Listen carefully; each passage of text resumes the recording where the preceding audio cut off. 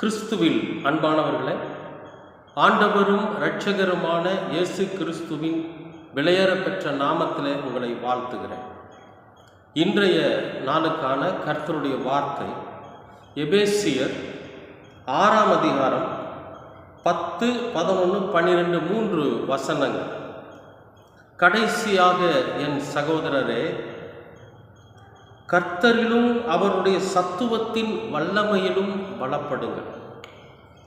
நீங்கள் பிசாசின் தந்திரங்களோடு எதிர்த்து நிற்க திராணியுள்ளவர்களாகும்படி தேவனுடைய சர்வாயுத வர்க்கத்தையும் தரித்து கொள்ளுங்கள்.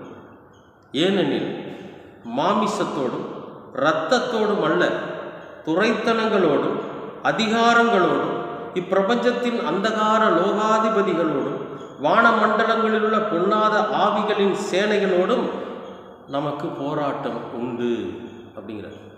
அதனால நீங்கள் எதிர்க்கவும் சகலத்தையும் செய்து முடித்தவர்களாய் நிற்கவும் திராணியுள்ளவர்களாகும்படிக்கு தேவனுடைய சர்வாயுத வர்க்கத்தை எடுத்துக்கொள்ளுங்கள் அப்படின்னு சொல்லி இங்கே நமக்கு ஒரு அறிவுரை சொல்றார்.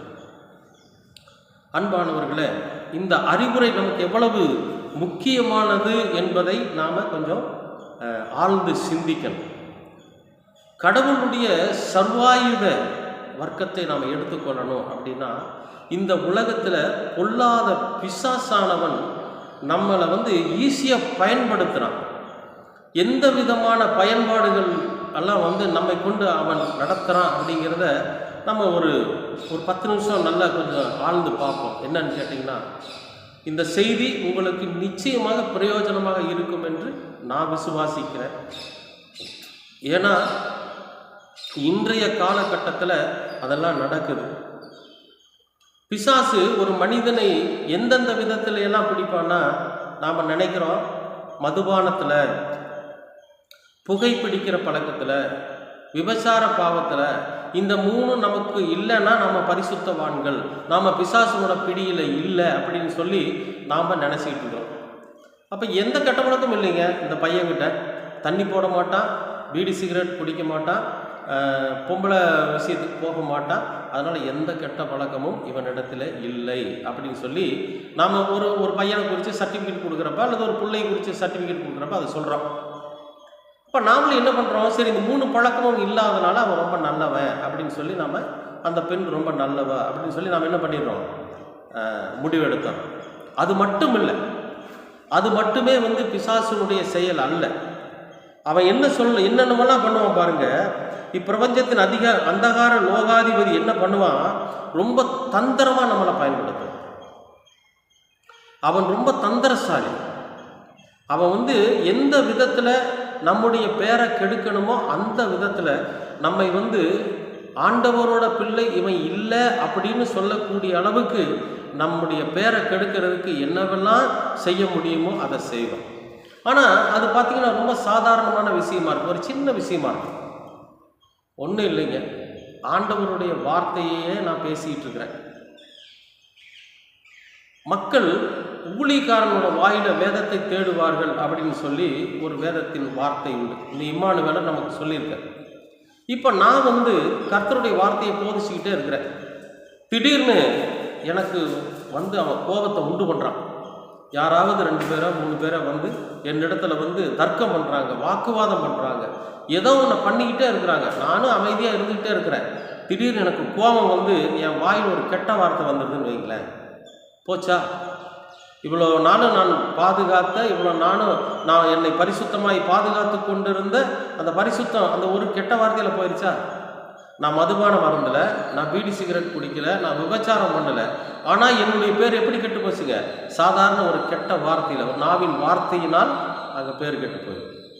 அப்போ பிசாசானவன் என்ன பண்ணுவான், இந்த 3 விஷயம் பிரம்மாண்டமாக இருக்கிறதுனால அதில் இவங்க சிக்க மாட்டேங்கிறாங்க, இவனுக்கு கொஞ்சம் கோபத்தை உண்டு பண்ணலான்னு சொல்லி பிசாசானவன் நமக்கு கோபத்தை உண்டு பண்ணுவான். குடும்பத்துக்குள்ளே முதல் கோபத்தை உண்டு பண்ணுவான். கணவனுக்கும் மனைவிக்கும் சின்ன சின்ன விஷயத்தில் சண்டைகளை உருவாக்கும். பிள்ளைகளுக்கும் பெற்றோர்களுக்கும் நடுவில் சின்ன சின்ன விஷயத்தில் சண்டைகளை உண்டு பண்ணுவான். இந்த பிள்ளைகளுக்கு கீழ்ப்படியாமை என்கிற ஒரு பழக்கத்தை உருவாக்கி கொடுத்துருவான். தன் பெற்றோர்களுக்கு கீழ்ப்படியாமல் அந்த அந்த சூழ்நிலையில் அப்பாவோ அம்மாவோ ஏதோ ஒரு விஷயத்தை சொல்கிறாங்கன்னு வச்சுங்களேன், உடனே அந்த பிள்ளைங்க வந்து அதுக்கு கீழ்ப்படிய மாட்டாங்க, அந்த வார்த்தையை கேட்க மாட்டாங்க. அப்போ என்ன நடக்கும்? பெற்றோர்களுக்கு கோபம் வரும். கோபம் தான் என்ன பண்ணுவாங்க? பிள்ளைகளை திட்டுவாங்க, அடிப்பாங்க. அடித்தாங்கோ திட்டாவோ இவங்களுக்குள்ள என்ன வரும்? ஒரு வைராக்கியம் வரும். ஓஹோ, அப்பாவும் அம்மாவும் என்னை அடிச்சிட்டாங்களா, இனிமேல் அவங்க வார்த்தைக்கு எதையுமே நான் கேட்க மாட்டேன், அவங்க சொல்கிறது எதையும் செய்ய மாட்டேன் அப்படின்னு சொல்லி அவங்க முடிவு எடுப்பாங்க. அப்போ பிசாசு ஜெயிச்சிட்டானா? சாதாரண விஷயம், சின்ன சின்ன விஷயம், அங்கே தான் வந்து பிசாசு என்ன பண்ணுவான்னு கேட்டிங்கன்னா வேலையை காட்டும். அப்போ இதையெல்லாம் நம்ம ஜெயிச்சாகணுமே. பெரிய பெரிய கெட்ட பழக்கங்கள் நமக்குள்ள இல்லைனாலும் சின்ன சின்ன விஷயத்துல பிசாசு நம்மளை ஜெயிச்சிடறானே. அப்ப அப்படி இருக்கிற சூழ்நிலையில நம்ம ரொம்ப பாதுகாப்பா இருக்கணும். அவனை எதிர்க்கிறதுக்கும் அவனை ஜெயிக்கிறதுக்கும் நம்மளால என்ன பண்ண முடியும் அப்படிங்கிறத முதல் யோசிக்கணும். சின்ன சின்ன விஷயத்துலாம் நம்ம தோத்து போயிடுறோமே, சின்ன சின்ன விஷயத்துலாம் அவன் ஜெயிச்சுக்கிட்டே இருக்கிறானே, பிசாசானவன் நமக்குள்ள வந்து ஜெயிக்கிறானே அப்படின்னா ஒன்று தெரியுங்களா உங்களுக்கு? ஆண்டவருடைய வார்த்தை இந்த இம்மானுவேலர் நம்முடைய இருதயத்துக்குள்ளே இருந்தால் மட்டும்தான் நாம் பிசாசை ஜெயிக்க முடியும். அப்படி இல்லைன்னா நமக்கு கோபம் வரும். இப்போ இந்த கோபத்தை வந்து நாம் வந்து போக்கணும், இந்த கோபத்தினால பிசாசு நம்மளை ஜெயிச்சிடக்கூடாது அப்படிங்கிற ஒரு நிலை நமக்குள்ள வேணும்னா அப்போ ஆண்டவருடைய சர்வாயுத வர்க்கம் என்ன இதை ஜெயிக்கிறதுக்கு? அப்படின்னா நீடிய பொறுமையும் சாந்தமும் தான். இந்த நீடிய பொறுமையும் சாந்தமும் நமக்குள்ள இருந்துச்சு. இந்த ரெண்டு சர்வாயுத வர்க்கத்தையும் நம்ம தரித்திருந்தோம்னு வைங்களேன், யார் என்ன பேசினாலும் சரி, ஒரு பிள்ளைகளோ அல்லது நம்முடைய மனைவியோ அல்லது கணவனோ நம்மளை திட்டுறாங்கன்னு வைங்களேன், நாம் என்ன பண்ணுவோம்? சரி விடுங்க, சரி விடு பார்ப்போம், அதனால் என்ன ஆயிர போகுது, முதல்ல பொறுமையாக செய்வோம். திட்டுனா கூட ஏன் இப்படி திட்டுற, அப்படியெல்லாம் திட்டாத, அப்படியெல்லாம் திட்டக்கூடாது, அது தப்பு, இனிமேல் அப்படி திட்டாத அப்படின்னு பொறுமையாக நிதானமாக சாந்தமாக அவங்களுக்கு பதில் சொல்கிறப்ப அவங்க என்ன மறுபடியும் திட்டி பார்ப்பாங்க. எவ்வளோ திட்டுனாலும் இவன் இவ்வளோ பொறுமையாக இருக்கிறானேன்னு சொல்லி விட்டுருவாங்க. அந்த இடத்துல சண்டை வரவே வராது. அப்போ நாம் பிசாசை ஜெயிச்சிட்டோமா? அந்த இடத்துல நாம் என்ன சர்வாயுத வர்க்கத்தை தரித்திருக்கிறோம் என்று சொன்னால் நீடிய பொறுமை சாந்தம் என்கிற அந்த சர்வாயுத வர்க்கத்தை நம்ம தரித்திருக்கிற போது கோபம் நம்மை ஆட்கொள்ளாது. பிசாசு கோபம் அப்படிங்கிற அந்த மூலியமா நம்மளை என்ன பண்ண மாட்டான்? ஜெயிக்க மாட்டான். அடுத்தது வறுமை. வீட்டில் கஷ்டம், வீட்டில் கஷ்டத்தில் வந்து நம்ம வந்து இருக்கிறோன்னு வச்சுக்கலேன், அப்போ மனைவிக்கு கணவனுக்கு பிள்ளைகளுக்குள்ள என்ன வரும்? மனக்கசப்பு வரும். வறுமையினால. எதனால வறுமை வருகிறது என்று சொன்னால் நாம் சம்பாதிக்காததுனால. எதனால சம்பாதிக்க மாட்டேங்கிறோம் அப்படின்னா நம்ம சரியான நேரத்துக்கு வேலைக்கு போகாதனால, உழைக்காததுனால, உழைப்பின் மீது நமக்கு விருப்பம் வராததுனால நம்ம என்ன பண்ணுறோம்? வேலைக்கு போகிறது இல்லை, ஜாலியாக உல்லாசமாக இருக்க நினைக்கிறோம். இந்த உல்லாசமாக இருக்க நினைக்கிறோம், ரொம்ப நேரம் தூங்குறோம் அப்படின்னா இப்போ நம்ம பிசாசானவன் என்ன பண்ணுவான்னு கேட்டிங்கன்னா நமக்கு அயர்ந்த நித்திரையை கொண்டு வருவான், நல்ல தூக்கத்தை கொடுப்பான், சுகமாக தூங்கிட்டு இருப்போம். காலையில் 8 மணி 9 மணி வரைக்கும் தூங்குவோம். தூங்கி எந்திரிச்சு பார்த்தாக்கா எல்லாம் பொழுது முடிஞ்சு எல்லோரும் வேலைக்கு போயிடுவாங்க. 8 மணிக்கு மேலே போய் வேலை கேட்டால் யார் வேலை தருவான் நமக்கு? சொல்லுங்கள். அதிகாலையில் எழுந்திரிச்சு ஆண்டவரை துதிச்சுட்டு அதிகாலையில் புறப்பட்டு நாம் போய் ஒரு வேலையை தேட போனோம்னா நமக்கு ஒரு முதலாளியோ ஒரு எஜமான வேலை கொடுப்பான். அப்படி இல்லைன்னா பாதி நேரத்தில் போய் வேலை கேட்டால் யார் வேலை கொடுப்பாங்க? வேலை கிடைக்காது, திரும்பி வந்துடுவோம். அன்றைக்கு வருமானம் இருக்காது, வீட்டில் சண்டையும் சச்சரவுமாக தான் இருக்கும், வறுமையும் பட்டினியுமாக தான் இருக்கும். இப்போ நாம் ஒரு சர்வாயுத வர்க்கத்தை தரித்துக் கொள்ளுகிறோம். என்னன்னா நீதிமொழிகள் ஒரு வார்த்தை சொல்றாரு, சோம்பேறியே எவ்வளோ நேரம் நீ தூங்கிட்டு இருப்ப, சோம்பேறியே நீ எவ்வளோ நேரம் தூங்கிட்டு இருப்ப, காலையில் நீ அதிகாலையில் எழுந்திரிச்சு வேலைக்கு போ, உன்னுடைய உழைப்பை பாரு அப்படின்னு சொல்லி ஆண்டவர் சொல்லியிருக்காரு இல்லையா? நெத்தி வேர்வை நிலத்தில் செஞ்சா நீ பாடுபடணும் அப்படிங்கிற அந்த சர்வாயுத வர்க்கத்தை நம்ம தரித்துக்கணும். இப்போ 2 சொல்றாரு, என்ன சொல்றாரு?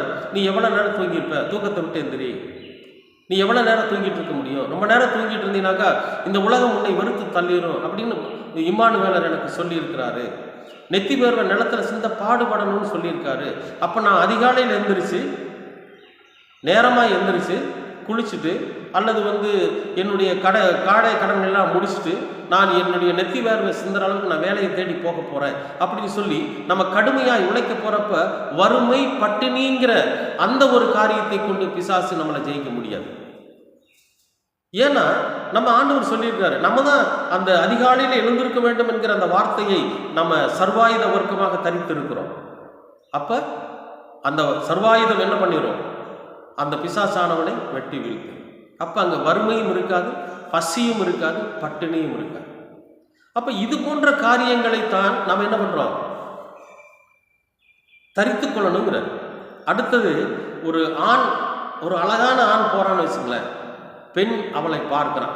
பார்த்துட்டு பரவாயில்ல, இந்த ஆள் நல்லா இருக்கிறான், இந்த ஆள் அழகாக இருக்கிறான், வாட்ட சாட்டமாக இருக்கிறான், இவன் நமக்கு கணவனாக வந்தால் நல்லா இருக்குமே அப்படின்னு அவன் மேலே ஒரு ஆசை வைக்கிறான்னு வைங்களேன், இச்சை ஏற்படுது.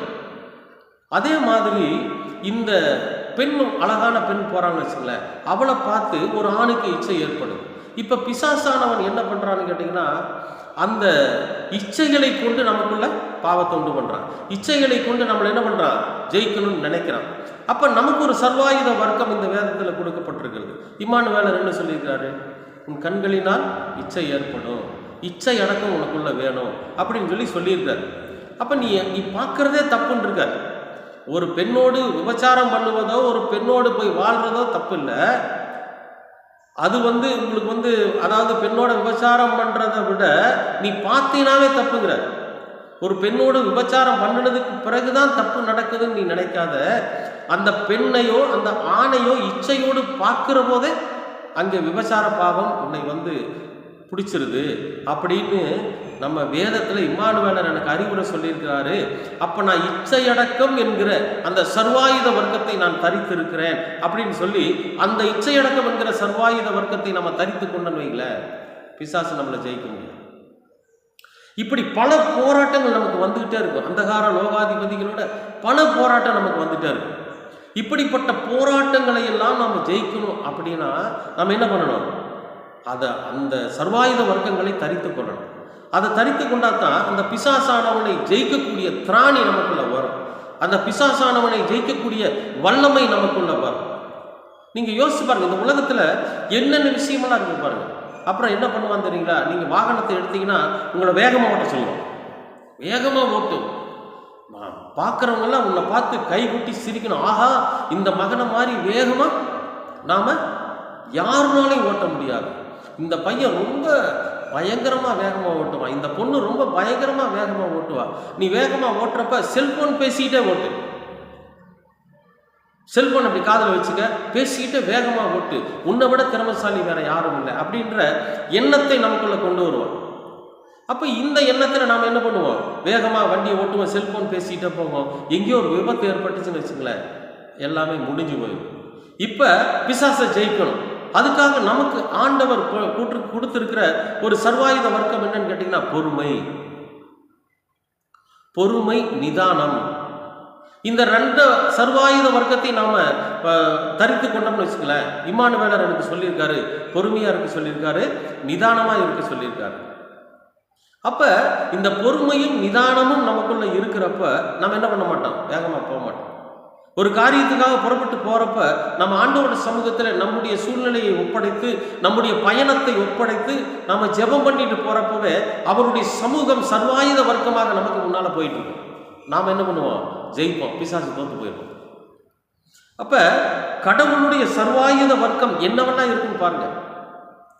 சாதாரணமா ஒரு சின்ன சின்ன விஷயத்துல பெரிய இழப்புகளையும் பெரிய பெரிய ஆபத்துகளையும் பெரிய பெரிய பிரச்சனைகளையும் கொண்டு வந்து விட்டுருவோம். வியாபாரம் பண்றீங்கன்னு வைங்க, உங்களுக்கு லாபம் கம்மியாக தான் வந்துகிட்டு இருக்கும். இப்போ பிசாசு என்ன பண்ணுவான்னு தெரியுங்களா? இந்த கொஞ்சம் லாபத்தையும் என்ன பண்ணிடணும்? இவனை இல்லாத பண்ணி இவனை தரித்திரன் ஆக்கிடணும் அப்படின்னு முடிவு பண்ணி என்ன பண்ணுவான்னு தெரியுங்களா?